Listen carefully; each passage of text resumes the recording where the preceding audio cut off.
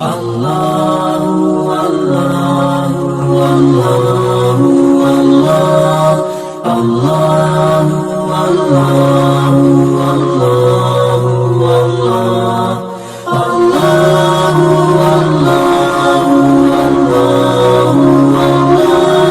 Allah.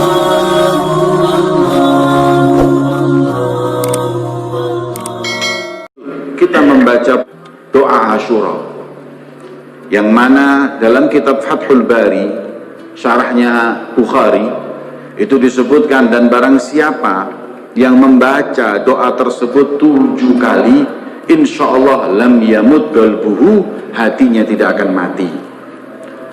Orang mati jasad itu pasti, hadirin, dan mati jasad itu sudah menjadi hal yang lumrah. Kullu nafsin dha'iqatul maut, setiap orang yang punya nyawa pasti mati, hadirin. Akan tetapi yang bahaya itu kalau hati yang mati, jasadnya hidup. Kalau yang seperti itu, kata Allah, ulaika kal an'am balhum afdal, balhum adal, mereka itu seperti binatang dan mereka lebih parah dari binatang. Siapa mereka? Ya orang-orang yang lalai, al-ghafilun, orang-orang yang hatinya mati. Orang yang hatinya mati itu nggak ada ubahnya, seperti binatang yang tidak ada nilainya di sisi Allah Subhanahu wa Ta'ala. Maka daripada itu, jangan sampai hati kita ini mati, hadirin. Dengan apa kita menghidupkan hati kita ini? Dengan kita banyak zikir kepada Allah Subhanahu wa Ta'ala. Dan daripada sunnahnya lagi, yang kita dituntun oleh Nabi Muhammad dan para salaf soleh, yang mengikuti apa yang diajarkan Rasulullah, di mana mereka menganjurkan kepada kita 12 hal besok di hari Asyura. Di hari Asyura itu, sebagaimana dalam kitab Kanzun Najah disebutkan bahwa ada 12 hal yang dianjurkan untuk kita lakukan di hari Asyura. Tapi di situ disebutkan pula dari 12 hal tersebut ada yang riwayatnya lemah, ada yang bahkan hadisnya itu mungkar, ada yang nggak bisa diterima, tapi boleh-boleh sajalah dilakukan karena itu adalah semuanya perbuatan yang baik. Hanya saja kalau kita melakukan, jangan berkeyakinan itu sunnah Nabi Muhammad, tapi berkeyakinan ini adalah hal yang baik yang aku lakukan di hari yang mulia, yaitu di hari Asyura. Adapun yang nasnya jelas, yang hadisnya sahih, hanya 2. Di antaranya adalah shaumu Asyura, besok tepat kiranya kita berpuasa di hari Asyura. Ketika ditanya Nabi, beliau menjawab kafarah sanah, setahun penuh amal kesalahan kita ini diampuni dosanya oleh Allah Subhanahu wa Ta'ala. Makanya kita ini yang banyak dosa, ya besok puasa, minimal mengurangi dosa kita. Kafarah itu artinya penghapus daripada kesalahan dan dosa yang kita lakukan dalam setahun. Kemudian yang kedua, yang hadisnya sahih adalah tausi'atul iyal. Di hari Asyura disunnahkan untuk kita itu, khususnya ini para bapak, membahagiakan anak dan istri dengan apa yang kita miliki. Kita punya harta sebagian kita sisihkan, sebab dalam riwayat disebutkan man wasa'a iyalah, barang siapa yang membahagiakan anak dan istrinya di hari Asyura, Allah akan melapangkan rezekinya di tahun itu penuh.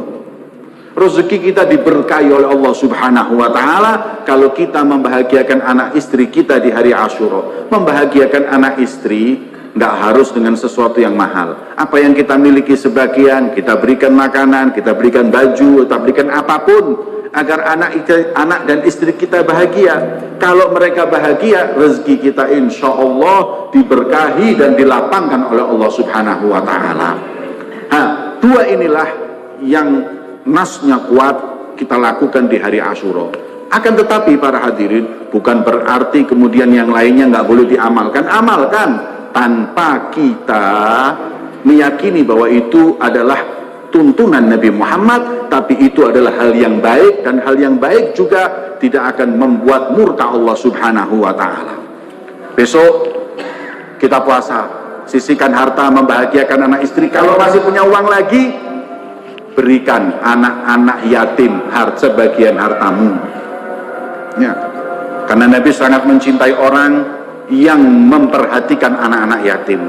Ini besok ini hari lebarannya para anak yatim.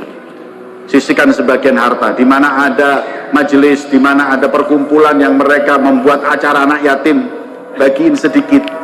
Ara'aital ladzi yukadzibu biddin fadzalikal ladzi yad'ul yatim. Kamu tahu nggak sih orang-orang yang mendustakan agamanya Allah? Yaitu mereka orang-orang yang nggak pernah peduli dengan anak yatim. Subhanallah. Kata Syekh Sya'rawi dalam tafsirnya, beliau mengatakan, aku nggak pernah lihat ada ancaman kemaksiatan yang lebih parah dari orang yang mendustakan agama Allah. Siapa? Ya, di antaranya orang yang menyakiti orang yatim dengan tidak peduli dengan mereka. Maka itu Nabi SAW beliau mengatakan, ketika seorang lelaki yashtaki syaka rajulun ila Nabi, ya Rasulullah, hatiku ini kasar, bi qaswati qalbi, aku kasar, min qaswati qalbi, hatiku ini sulit menerima kebaikan. Mungkin Nabi SAW, idza aradta an yalin qalbuk, kata Nabi, kalau kau mau hatimu itu lunak, at'imil miskin wamsah ra'sal yatim. Kalau kau mau hatimu lunak, beri makan orang yang miskin, kemudian usaplah kepala anak yatim. Mereka hadirin nggak seperti kita yang punya bapak kemudian kita diajak pergi. Mereka nggak pernah mulai kecil. Yatim itu anak yang bapaknya meninggal, itu namanya yatim. Kalau ibu tidak, yang bapaknya meninggal dan belum balik. Anak kecil yang belum balik, bapaknya meninggal, itu namanya yatim. Itu mereka nggak pernah merasakan kebahagiaan. Maka bahagiakan. Kalau perlu bawa ke tempat-tempat rekreasi, bayarin, agar insya Allah Allah subhanahu wa ta'ala membalas kepada kita dengan ganjaran yang berlipat ganda. Ana wa kafilul yatim kahataini fil jannah au hakada fil jannah hakada. Nabi SAW mengatakan, aku dengan anak yatim seperti ini di surga. Saking dekatnya mereka dengan Nabi Muhammad SAW.